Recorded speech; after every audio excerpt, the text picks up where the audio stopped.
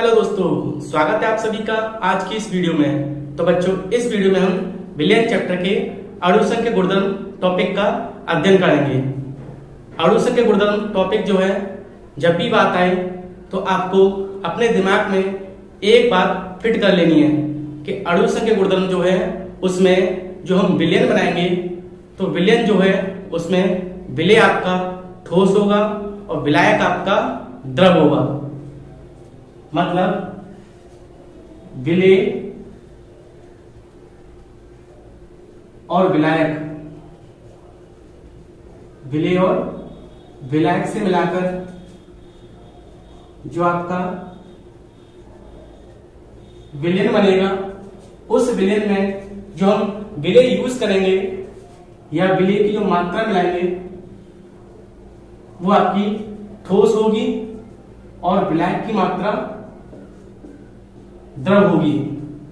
ठीक है, हम जो विलयन बनाएंगे अणुसंख्य के गुणधर्म टॉपिक में, तो उसमें एक बात का विशेष ध्यान रखना है कि हम जो विलेय की मात्रा मिलाएंगे वो आपकी ठोस अवस्था में होगी और आपका जो विलायक होगा वह विलायक द्रव अवस्था में होगा। तो अब बच्चों, हेडिंग आपकी अणुसंख्य गुणधर्म। तो यहां देख सकते हो कि अणु माने अणु या कण, संख्या का मतलब संख्या और उस पर निर्भर करने वाला गुणधर्म, अर्थात ऐसे गुणधर्म जो कणों की संख्या पर निर्भर करते हैं, ना कि उसकी प्रकृति पर, उसे कहते हैं हम अणुसंख्य गुणधर्म। यानी हम जो विलयन बनाते हैं उस विलयन में हमने जो विलेय पदार्थ मिलाया है, उस विलेय पदार्थ की हमने कितनी मात्रा मिलाई है इस बात पर निर्भर करता है, बल्कि इस बात पर बिल्कुल निर्भर नहीं करता है कि हमने क्या मिलाया है। हमने जो विलयन तैयार किया है उसमें जो हमने विलेय पदार्थ मिलाया है, उस विलेय पदार्थ की कितनी मात्रा हमने विलयन में यूज की है इस बात पर निर्भर करता है, उसे कहते हैं हम अणुसंख्य गुणधर्म। पढ़ लेते हैं। वे सभी गुणधर्म जो किसी विलयन में उपस्थित कुल कणों की संख्या तथा विलेय कणों की संख्या के अनुपात पर निर्भर करते हैं। यानी वह विलयन या वह गुणधर्म जो कि विलयन में कुल कितने कण हमने विलेय के मिलाए हैं इस बात पर निर्भर करता है, न कि विलेय की कणों की प्रकृति पर, न कि इस बात पर निर्भर करता है कि हमने क्या विलेय पदार्थ मिलाया है। ठीक है, उसे कहते हैं हम अणुसंख्य गुणधर्म। फिर से समझिए कि वे सभी गुणधर्म जो विलयन में उपस्थित विलेय पदार्थ की मात्रा पर या संख्या पर निर्भर करते हैं, उसे कहते हैं हम अणुसंख्य गुणधर्म। यानी हमने जो विलयन है उसमें कितनी मात्रा विलेय की मिलाई है इस बात पर डिपेंड करता है, जबकि इस बात पर बिल्कुल डिपेंड नहीं करता कि हमने उसमें किस चीज की मात्रा मिलाई है। यानी नमक मिलाया है या चीनी, इस बात पर निर्भर नहीं करता है, बल्कि इस बात पर डिपेंड करता है कि हमने कितनी मात्रा विलेय की मिलाई है, उसे कहते हैं हम अणुसंख्य गुणधर्म। तो बच्चों, अणुसंख्य गुणधर्म जो होते हैं वो आपके 4 प्रकार के होते हैं।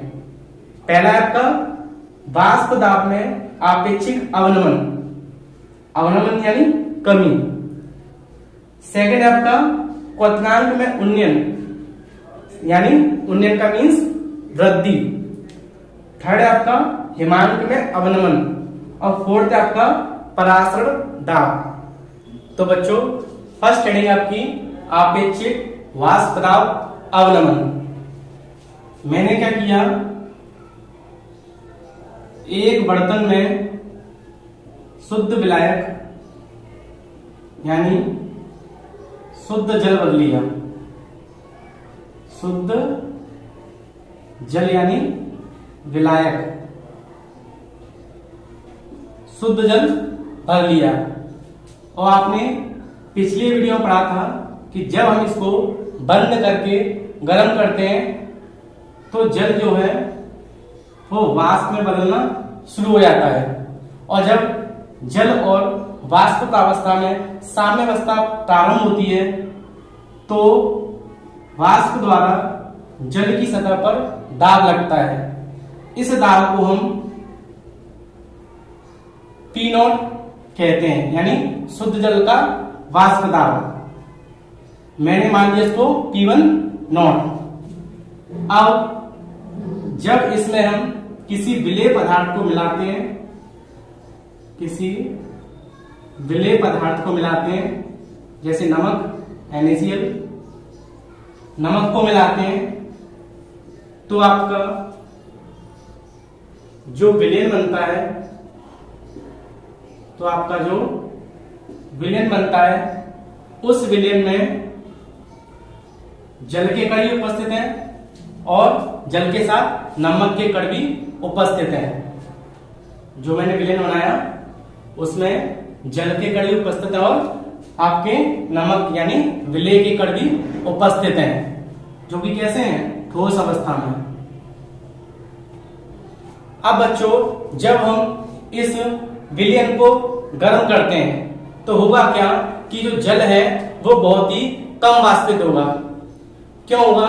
क्योंकि अब हम इस शुद्ध जल की ऊपरी सतह को देखें, शुद्ध जल की ऊपरी सतह को देखें तो इसमें केवल जल के कण उपस्थित हैं। और अगर हम इस विलेन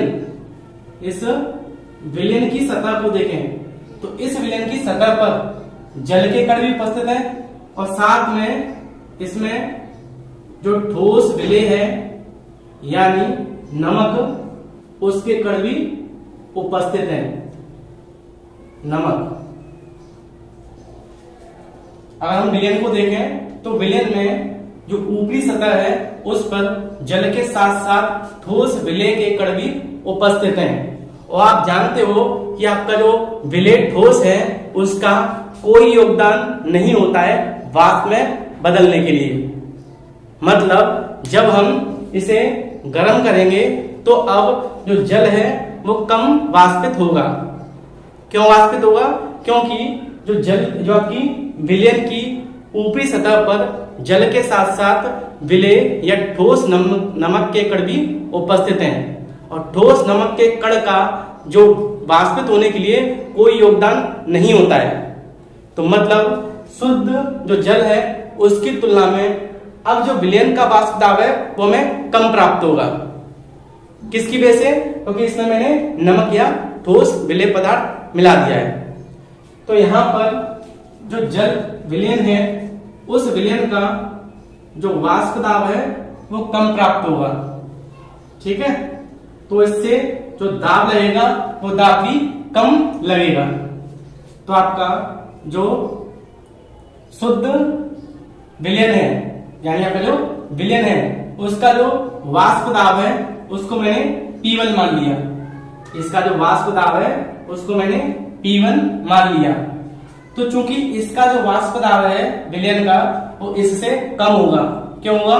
क्योंकि इसमें मैंने ठोस विलेय पदार्थ को मिला दिया है और ठोस विलेय पदार्थ का वाष्प में बदलने के लिए कोई योगदान नहीं होता है। तो आपका जो विलेन का वाष्प दाब है यानी P1 वो कम होगा किससे? शुद्ध विलायक की तुलना में। फिर से समझिए, ये आपका शुद्ध जल है। जब हम शुद्ध जल को गर्म करते हैं तो इसकी सतह पर केवल और केवल जल के कण उपस्थित हैं, तो ये आराम से जो है वाष्प में बदल सकता है।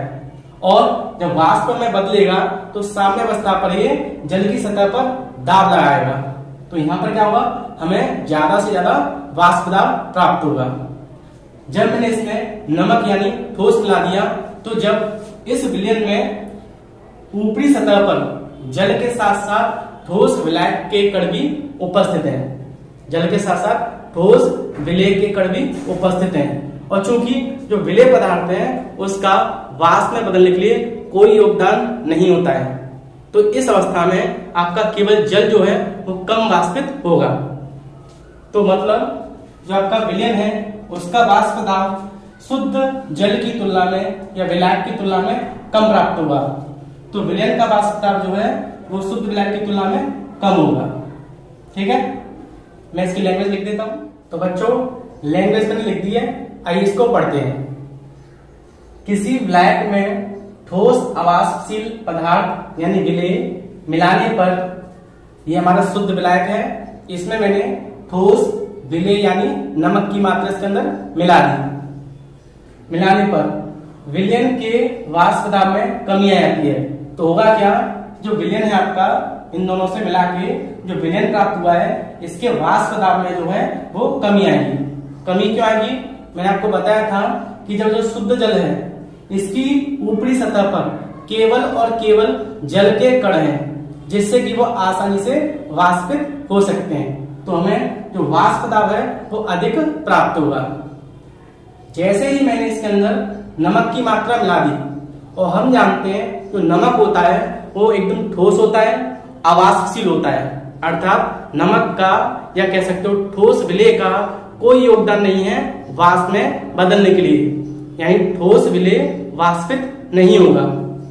तो जब मैं इसमें विलेय पदार्थ यानी नमक को मिला दूं तो हमारा जो विलयन प्राप्त हुआ उस विलयन की सतह पर जल के कण भी उपस्थित होंगे, साथ ही साथ नमक यानी ठोस के कण भी उपस्थित होंगे। अब जो जल की सतह है उस पर केवल और केवल जल के कण वाष्पित हो सकते हैं, और जो ठोस नमक के कण हैं वो वाष्पित नहीं हो सकते। तो ऐसी अवस्था में जो हमारा जल वाष्पित होगा तो हमें कम वाष्प दाब प्राप्त होगा, जिसे हम आपेक्षिक वाष्प दाब अवनमन या कमी कहते हैं। अब हम इसका कारण पढ़ लेते हैं। अवनमन का कारण, विलयन की सतह पर विलेय यानी नमक तथा विलायक के कण उपस्थित होते हैं। जो आपका विलयन होता है इसकी ऊपरी सतह पर विलेय यानी ठोस नमक और जल के कण भी उपस्थित होते हैं। अतः विलायक द्वारा सतह पर घिरा हुआ भाग शुद्ध विलायक की तुलना में कम होता था। जबकि शुद्ध विलायक था यानी जल, उसकी सतह पर केवल और केवल जल के कण उपस्थित थे। जैसे हमने इसके अंदर ठोस विलेय मिला दिया तो इसकी सतह पर जो विलेय कण है वो भी उपस्थित है और शुद्ध विलायक के कण भी उपस्थित हैं, जिससे कि शुद्ध विलायक की तुलना में जो आपका विलयन है उसकी सतह पर शुद्ध जल के कण कम रह जाते हैं, यानी शुद्ध जल द्वारा घिरा हुआ भाग कम रह जाता है, जिससे विलायक का वाष्प दाब भी कम हो जाता है। जब जल के कण कम रह जाएंगे सतह पर तो जो जल है वो कम वाष्पित होगा, और जब जल कम वाष्पित होगा तो हमें वाष्प दाब में भी कमी प्राप्त होगी।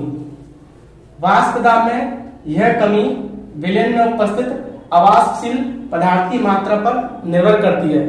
तो आपकी जो इसके अंदर जो वाष्प दाब है उसमें जो कमी है वो किस पे निर्भर करती है, वो निर्भर करती है इसमें हमने जो मिलाया है अवाष्पशील ठोस विलेय, क्योंकि ठोस विलेय के कण है उनका कोई योगदान नहीं होता वाष्प में बदलने के लिए, न कि उसकी प्रकृति पर। इस बात पर बिल्कुल निर्भर नहीं करता कि हमने किसकी मात्रा को मिलाई है। अब हम इसका डेरिवेशन कर लेते हैं। जो शुद्ध जल है इसका वाष्प दाब है P1 नॉट। शुद्ध जल का वाष्प दाब P1 नॉट। इसके जो मोल अंश है शुद्ध जल के या शुद्ध विलायक के मोल अंश वो मैंने मान लिया x1। P1 नॉट शुद्ध जल का वाष्प दाब, x1 इसके मोल अंश। जो हमने इसमें ठोस नमक मिलाया है, जो ठोस यानी विलेय नमक मिलाया है, इसके जो मोल अंश हैं, मोल अंश वो है आपके x2। अब जो विलयन है उसका जो वाष्प दाब है वो निर्भर करता है किस पर, वो निर्भर करता है शुद्ध जल के मोल अंश पर, क्योंकि इसमें जो विलेय पदार्थ है इसका तो वाष्प में बदलने के लिए कोई योगदान नहीं है। तो विलयन का वाष्प दाब जो निर्भर करेगा वो निर्भर करेगा शुद्ध जल के मोल अंश पर। तो विलयन का वाष्प दाब जो आपका P1 है, P1 विलयन का वाष्प दाब वो समानुपाती होगा x1 यानी विलायक के मोल अंश पर। इस समानुपाती को हटाएंगे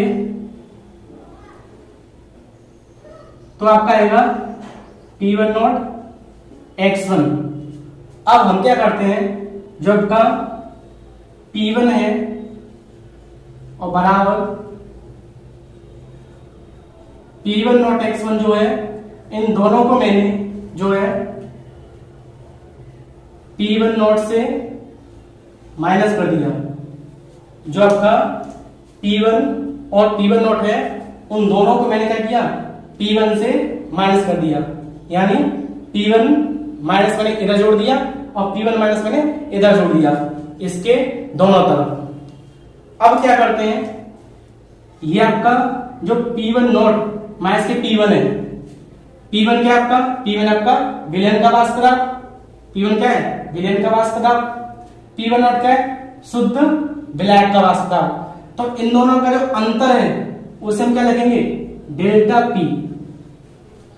डेल्टा पी का मतलब पहले आपका जो शुद्ध जल था उसका वाष्प दाब अधिक था, P1 क्या था, वाष्प दाब कम था। तो दोनों का अंतर क्या लिखेंगे, P1 नॉट यानी शुद्ध जल का वाष्प दाब माइनस के विलयन का वाष्प दाब, दोनों का अंतर डेल्टा पी बराबर। इन दोनों से P1 नॉट कॉमन निकाल लेंगे। P1 नॉट यहां क्या बचा 1, यहां क्या बचा आपका x1। दोनों से मैंने P1 नॉट कॉमन ले लिया, यहां से आपका 1 बचा, यहां से x1। अब हम जानते हैं कि x1 प्लस x2 बराबर 1 होता है। x1 प्लस x2 बराबर 1 होता है। हम क्या करें, इस x1 को इधर पहुंचा दें तो x2 बराबर क्या आएगा, x2 बराबर 1 माइनस के x1। इस वैल्यू को हम यहां पर रख देते हैं। मतलब डेल्टा P बराबर P1 not into 1 minus x1, 1 minus x1, इसके पे क्या लिख देंगे x2। यानी इसकी वैल्यू ये जो है वो है x2, तो मैंने x2 लिख दिया। तो ये बन गया आपका फॉर्मूला। यानी जो डेल्टा P है, डेल्टा P का मतलब इन दोनों का जो अंतर है, शुद्ध विलायक और विलयन का जो वाष्प दाब है, उन दोनों में जो अंतर है वो किस पर निर्भर करता है, वो निर्भर करता है x2 पर। और x2 आपका क्या है, x2 आपका विलय के मूल अंश। तो आपकी जो थ्योरी थी वो इसी से डिपेंड है कि विलय में हम जो विलायक मिलाते हैं तो मिलाने पर जो वाष्प दाब में कमी आती है उसे हम कहते हैं आपेक्षिक वाष्प दाब अवनमन। यानी दोनों में जो अंतर आता है वाष्प दाब में, वो उसके अंदर जो x2 है यानी विलय के मूल अंश है उसे मिलाने पर ये वाष्प दाब में अंतर आता है। ठीक है, तो आई होप आपको ये कॉन्सेप्ट अच्छे से क्लियर हुआ होगा। आप चाहो तो इसका स्क्रीनशॉट ले सकते हैं। 1 2 3 टेक अ स्क्रीनशॉट।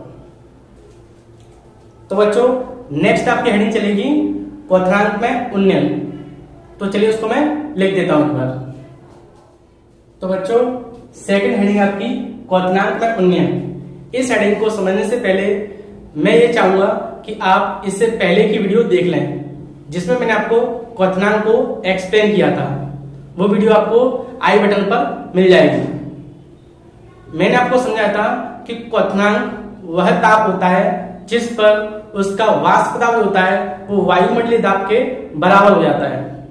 क्वथनांक वह ताप होता है जिस पर किसी पदार्थ का वाष्प दाब उसके वायुमंडलीय दाब के बराबर हो जाता है। तो मान लीजिए ये आपका वायुमंडलीय दाब है, वायुमंडलीय दाब। और मान लीजिए ये आपका जल का वाष्प दाब है, ये आपका वायुमंडलीय दाब है और ये आपका जल का वाष्प दाब है। जब हम जल को गर्म करते हैं तो 100 डिग्री सेल्सियस पर जल का वाष्प दाब वायुमंडलीय दाब के बराबर हो जाता है। तो इसके ताप को हम टीवी ले सकते हैं, टेम्परेचर बॉइलिंग पॉइंट। और शुद्ध जल है आपका तो उसके लिए नॉट, शुद्ध जल का वाष्प दाब, ठीक है, या शुद्ध जल का टेम्परेचर। अब हम क्या करते हैं, इस जल में मैंने विलेय मिला दिया यानी नमक। तो नमक मिलाने पर होगा क्या कि इसके वाष्प दाब है वो कैसा रहेगा, वो घट जाएगा। अभी हमने पढ़ा था इससे पहले कि जल में हमने जो विलेय पदार्थ मिलाया तो उसके वाष्प दाब में कमी आ जाएगी, यानी इसकी अपेक्षा, इस जल की अपेक्षा उसका लेवल जो है वो घट जाएगा। तो मान लीजिए विलेय मिलाने पर जो विलेय बना है उसका जो वाष्प दाब है वो घट के इतना रह गया का वाष्प दाब।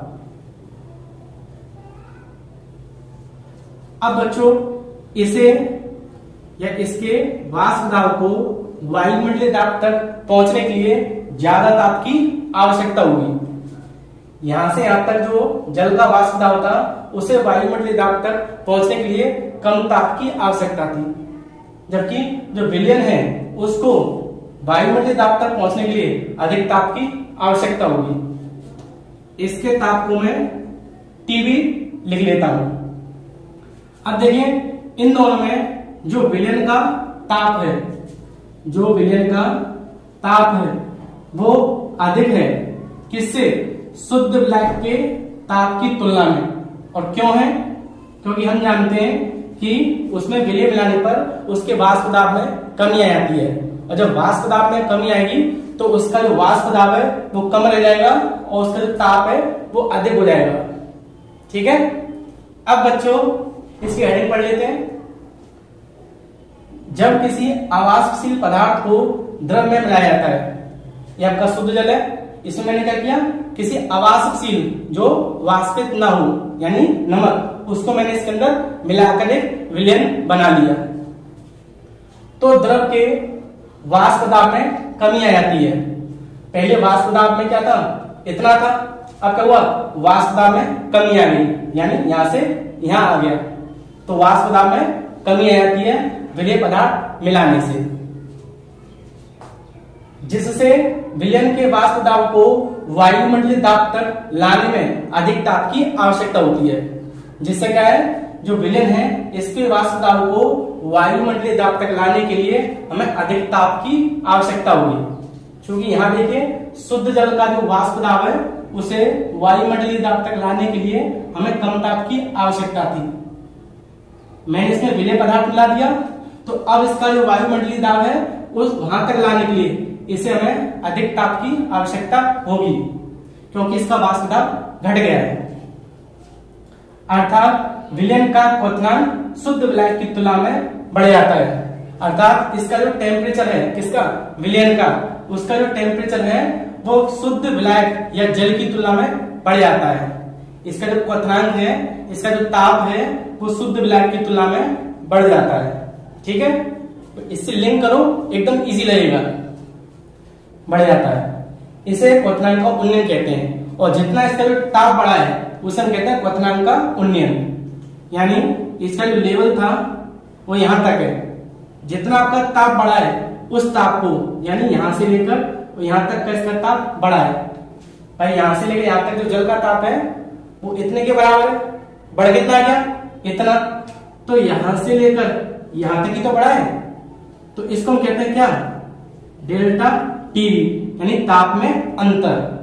और ताप में अंतर कैसे आएगा, ताप में अंतर आएगा इस बड़े में से हम पहले वाले को घटा देंगे, तो आपका जो फॉर्मूला बनेगा वो बनेगा डेल्टा टीवी, यानी ताप में अंतर बराबर बढ़ा हुआ ताप, जो टोटल ताप है आपका डेल्टा टीवी।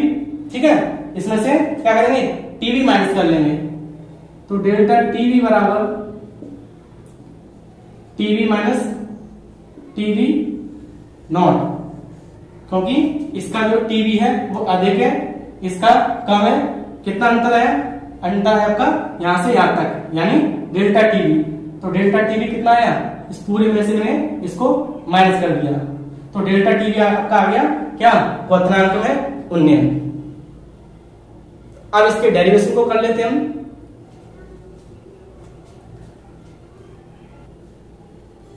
जो आपका डेल्टा टी भी है, यानी क्वथनांक में उन्नयन है, या कह सकते हो इनका जो अंतर है वो अंतर किस कारण आया था। तो क्वथनांक में उन्नयन इसलिए आया था क्योंकि उसमें हमने विलेय पदार्थ मिला दिया था, ठीक है। और विलेय पदार्थ हमने किस में मिलाया था, विलायक यानी जल में, ठीक है। और जल आपका विलायक है और उसमें हमने मिलाया था विलेय यानी नमक। तो नमक और आपका जल, उन दोनों का जो रेशियो होता है वो सीधा सीधा होता है आपका m के, यानी मूललता जो होता है आपका, जो आपकी मूललता होती है उससे हम क्या विलेय और विलायक की तुलना निकालते हैं। तो डेल्टा टीवी जो होगा वो मूललता के सीधा सीधा समानुपाती होता है। डेल्टा टीवी जो है वो मूललता के समानुपाती होता है, क्योंकि मूललता जो आपका उसमें विलेय और विलायक दोनों के अणु या दोनों की मात्राएं उपस्थित होती हैं। अब देखें डेल्टा टीवी बराबर, जब हम इस प्रोपोर्शनल के साइन को हटाएंगे तो आपका क्या आएगा, एक कांस्टेंट यानी के बी, ठीक है, के बी और इंटू एम। तो ये बन गया आपका फॉर्मूला डेल्टा टीवी बराबर के बी इंटू एम। यहां पर जो के बी है वो आपका नियतांक, और किसका नियतांक है, उन्नयन का नियतांक। तो यहां लिखेंगे हम के बी बराबर उन्नयन स्थिरांक, के बी आपका उन्नयन स्थिरांक। अब हम जानते हैं कि m आपका जो मूललता है, m जो आपकी मूललता है, मूललता का सूत्र होता है W अपॉन mv, यानी विलेय का अणु भार बट्टे अणु भार इंटू 1000 बट्टे कैपिटल W, यानी विलायक का भार ग्राम में। इस मान को यानी मूललता के सूत्र को मैं यहां रखूं तो क्या होगा, तो आपका आएगा डेल्टा टीवी बराबर K B into capital small W बटे एम इंटू 1000 बटे डब्ल्यू। तो आपका सूत्र होना आपका डेल्टा टीवी बराबर K B into small W into 1000 divide by M into W. ये आपका बन गया डेल्टा टीवी, यानी क्वथनांक में उन्नयन का सूत्र, जो कि आपके न्यूमेरिकल्स में काम आएगा। एक बार फिर से बात कर लेते हैं। ये आपका शुद्ध जल है। शुद्ध जल के वाष्प दाब को वायुमंडलीय दाब तक पहुंचने के लिए 100 डिग्री सेल्सियस ताप की आवश्यकता होती है। मैंने इसको मान लिया डेल्टा टीवी। जब हम इसमें कोई विलेय पदार्थ यानी नमक मिलाते हैं तो इसका जो वाष्प दाब है वो कम हो जाएगा, यानी शुद्ध जल की तुलना में इसके वाष्प दाब में कमी आ जाएगी। तो वाष्प दाब में कमी आएगी तो होगा क्या, अब इस विलयन को या जो विलयन है इसके वाष्प दाब को वायुमंडलीय दाब तक पहुंचने के लिए अधिक ताप की आवश्यकता होगी। और ये किसके कारण हुआ, विलेय पदार्थ मिलाने के कारण। तो इन दोनों में जो अंतर आया, इन दोनों में जो अंतर आया वो अंतर है यहां से यहां तक, यानी ये आपका टीवी यानी डेल्टा टीवी, इन दोनों का अंतर। तो इन दोनों का अंतर है वो कैसे निकालेंगे, बड़े जो आपका टोटल आयतन है, जो आपका विलयन का जो टेम्परेचर है टीवी, इसमें से मैंने शुद्ध जल का ताप है उसको घटा दिया, तो ये आपका निकल गया इन दोनों का अंतर। यानी जो क्वथनांक में उन्नयन होता है वो डेल्टा टीवी बराबर होता है टीवी माइनस के टीवी नॉट। डेल्टा टीवी जो होता है वो किस पर निर्भर करता है, वो निर्भर करता है विलेय और विलायक के अणुओं पर, यानी हमने विलेय में कितना विलायक मिलाया इस बात पर निर्भर करता है। और विलेय और विलायक के जो भार होते हैं वो आपका मूललता के सूत्र में आते हैं। तो सीधा सीधा डेल्टा टीवी जो है वो समानुपाती होगा मूललता यानी एम के। इस हम समानुपाती के चिन्ह को हटाएंगे तो यहाँ कोई कांस्टेंट आ जाएगा जो आपका केवी। केवी क्या है, बी फॉर आपका क्वथनांक, बॉइलिंग पॉइंट, तो क्वथनांक, और के का मतलब स्थिरांक, तो के भी आपका उन्नयन स्थिरांक। एम जो होता है, जो आपका एम है, उसका सूत्र होता है मूलतः बराबर डब्ल्यू अपॉन एम, आधार बट्टे कैपिटल डब्ल्यू, ब्लैक का भाग। तो टीवी बराबर आपका के भी मैंने ऐसे लिखा और एम के पे मैंने ये पूरी वैल्यू यहां रख दी। तो टीवी का सूत्र आ गया के वी डब्ल्यू आधार बट्टे एम इंटू डब्ल्यू। ठीक है, अब आपकी नेक्स्ट हेडिंग चलेगी जो है हिमांक में अवनमन। तो बच्चों थर्ड हेडिंग आपकी हिमांक में अवनमन। क्वथनांक का मतलब होता है कि आपका जो जल है उसका तापमान 100 डिग्री सेल्सियस पर वायुमंडलीय दाब के बराबर होता था। क्वथनांक का मतलब है कि जल का जो लेवल होता है उसे धीरे धीरे गर्म करते थे, तो धीमे धीमे करके उसका क्वथनांक जो है वो वायुमंडलीय दाब के बराबर होता था। और आपका हिमांक का मतलब होता है कि ये आपका जल का लेवल है और ये आपका हिमांक, हिमांक यानी जमुना, ठीक है, यानी आपका फ्रीजिंग पॉइंट। तो ये आपका जल का लेवल है, ये आपका हिमांक। तो जल के ताप को हम धीमे धीमे कम करेंगे, -1, -2, -3। तो जैसे उसका टेम्परेचर -100 डिग्री सेल्सियस होगा तो उसका जो हिमांक है वो किसके बराबर हो जाएगा, उसके हिमीकरण के बराबर हो जाएगा। तो इसे हम कहते हैं आपका हिमांक। ठीक है, जो आपका जल है उसका टेम्परेचर हम जैसे धीमे धीमे गर्म करेंगे तो होगा क्या, कम करने पर जो जल है वो आपका बर्फ में बदलना शुरू हो जाएगा। और आपका 100 डिग्री सेल्सियस पर जो जल है वो वाष्प में बदलता है और 0 डिग्री सेल्सियस पर जो जल है वो आपका बर्फ में परिवर्तित होता है। तो आइए इसको पढ़ लेते हैं। किसी द्रव का हिमांक वह तापमान होता है जो आपका जल है उसका हिमांक यानी उसका फ्रीजिंग पॉइंट, वह तापमान होता है जिस पर द्रव अवस्था यानी जल का वाष्प दाब ठोस अवस्था के बराबर हो जाता है। जबकि जल है इसका वाष्प दाब आपका जो हिमांक है यानी 0 डिग्री सेल्सियस उसके बराबर हो जाएगा। तो उसे हम कहते हैं हिमांक में आपका हिमांक। ठीक है, अब हम देखिए, मान लीजिए ये है आपका हिमांक का ताप, या हिमांक का वायुमंडलीय दाब। ये मान लीजिए जल का वाष्प दाब है, जल का वाष्प दाब। अब देखिए जब हम इस जल को धीमे धीमे करके ठंडा करेंगे तो 0 डिग्री सेल्सियस पर जो जल है वो आपका बर्फ में बदलना शुरू हो जाएगा। इसको मान लेते हैं इसका टेम्परेचर है, टेम्परेचर फ्रीजिंग पॉइंट यानी जमने पर इसका टेम्परेचर है वो आपका TF0, शुद्ध आपका जल है तो उसके लिए नॉट। अब हम जब इसमें विलेय पदार्थ मिलाएंगे तो इसका वाष्प दाब बढ़ जाएगा। मैं इसमें क्या किया, इसमें विलेय पदार्थ यानी नमक मिला दिया तो इसका वाष्प दाब घट जाएगा, यानी यहां पे इसका वाष्प दाब आ गया। ये आपका विलयन का वाष्प दाब। सेम है, तो वो पहले माना गया था, ये आपका था वायुमंडलीय दाब।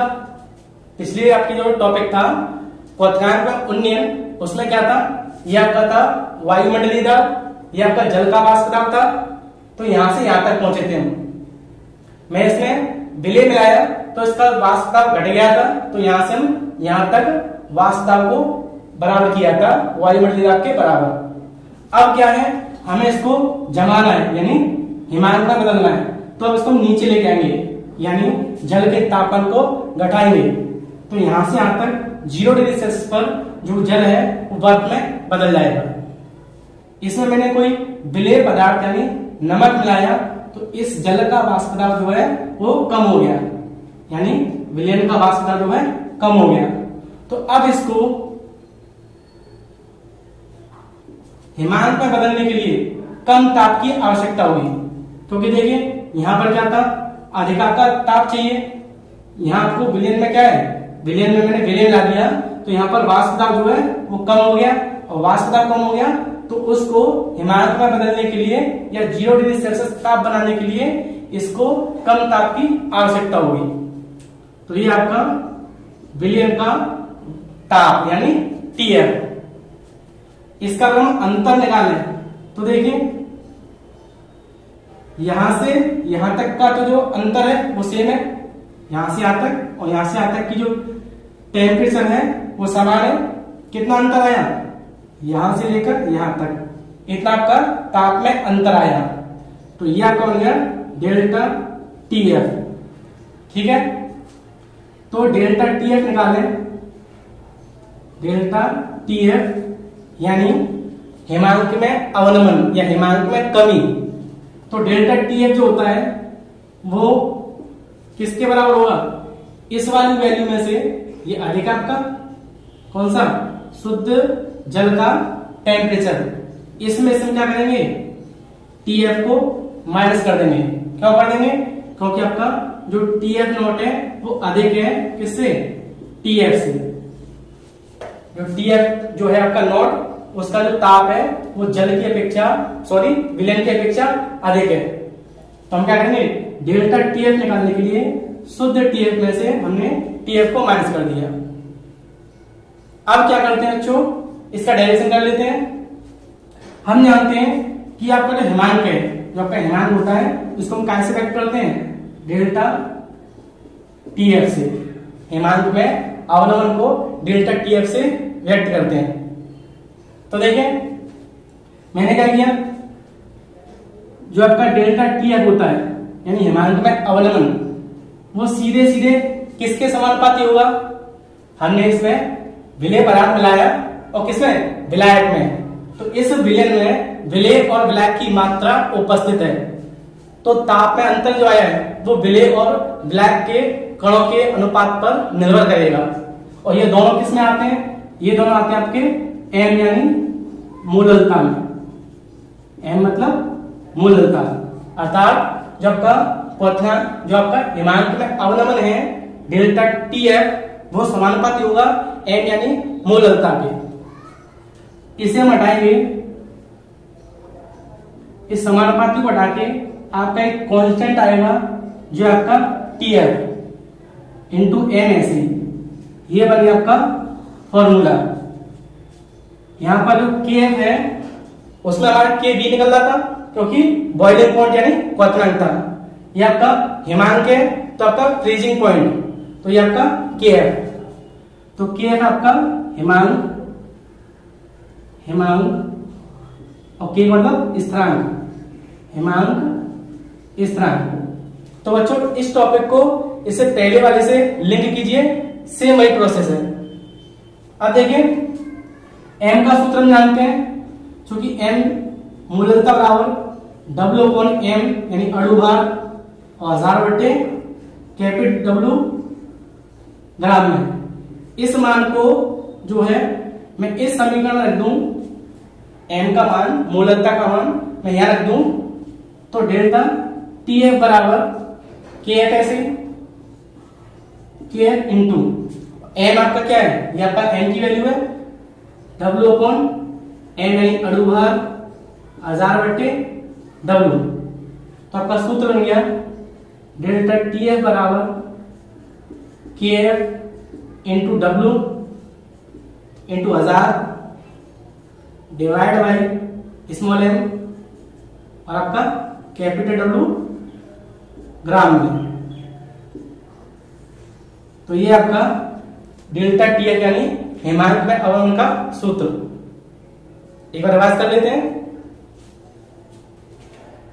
ये जल का वाष्प दाब है, जल के वाष्प दाब को हिमांक में बदलने के लिए हमें जल के टेम्परेचर को या तापमान को घटाना पड़ेगा। तो हमने क्या किया, यहां से जल का तापमान घटाना शुरू किया और 0 डिग्री सेल्सियस पर जल जो है वो हिमांक यानी बर्फ में बदल जाएगी। अब हम इसमें जैसे कोई विलेय पदार्थ या नमक मिलाते हैं तो जल का जो वाष्प दाब है वो घट आएगा, यानी विलयन का वाष्प दाब कम हो जाएगा। अब विलयन के वाष्प दाब को इस हिमांक के बराबर करने के लिए हमें कम ताप की आवश्यकता होगी। ठीक है, तो यहां से यहां तक कम ताप की आवश्यकता होगी, तो इसको मैंने मान लिया डेल्टा टीएफ। ये आपका जल का, ये आपका विलयन का कितने अंतर आया, तो मैंने लाइन खींच के बताया कि यहां से यहां तक इसका अंतर आया, यानी ये आपका डेल्टा टीएफ। तो डेल्टा टीएफ कैसे निकलेगा, अधिक में से यानी टीएफ नॉट में से कम वाला जो ताप उसको मैंने घटा दिया। लैंग्वेज पढ़ लेते हैं। जब किसी अवाष्पशील विलेय को विलायक में मिलाते हैं, जब किसी अवाष्पशील यानी नमक, अवाष्पशील विलेय को विलायक में यानी जल में मिलाते हैं, तो विलयन का वाष्प दाब शुद्ध विलायक की तुलना में कम हो जाता है। तो जो विलयन का वाष्प दाब है वो शुद्ध विलायक की या जल की तुलना में कैसे हो गया, कम हो जाता है, यानी घट जाता है, कम हो जाता है। अतः विलयन के तापमान में कमी आती है। तो विलयन के तापमान में क्या हुआ, कमी आ गई। पहले तापमान यहां से यहां तक था, यहां से यहां तक तापमान में हमें क्या हिमांक प्राप्त हो रहा था। अब तापमान घट गया, यानी कम तापमान पे हमें इसे हिमांक में बदल सकते हैं। तो विलयन के तापमान में कमी आ जाती है, किसकी तुलना में, शुद्ध विलायक या जल की तुलना में कमी आती है। हिमांक में यह कमी हिमांक का अवनमन कहलाती है। इन दोनों के हिमांक में जो कमी आई है, इतनी जो कमी आई है, उस कमी को कहते हैं हम हिमांक में अवनमन, और इसको हम डेल्टा टीएफ से व्यक्त करते हैं। तो आई होप आपको ये कॉन्सेप्ट अच्छे से क्लियर हुआ होगा। तो बच्चों, इस वीडियो में हमने आड़ूषण के गुणधर्म की 3 हेडिंगों को खत्म किया। अब हम नेक्स्ट हेडिंग में, जो कि चौथी हेडिंग है, यानी पराशर दाब, उसका अध्ययन करेंगे। तो इससे पहले आप जो ये 3 हेडिंग है इनका अच्छे से अध्ययन करें, प्रिपेयर करें, जैसे कि नेक्स्ट वीडियो जो है आपकी वो आपको अच्छे से क्लियर आए। तो मेरा वीडियो कैसा लगा प्लीज लाइक करें, शेयर करें और कमेंट करें, और अगर आपको मेरी वीडियो पसंद आती है तो प्लीज मेरे चैनल को सब्सक्राइब करें।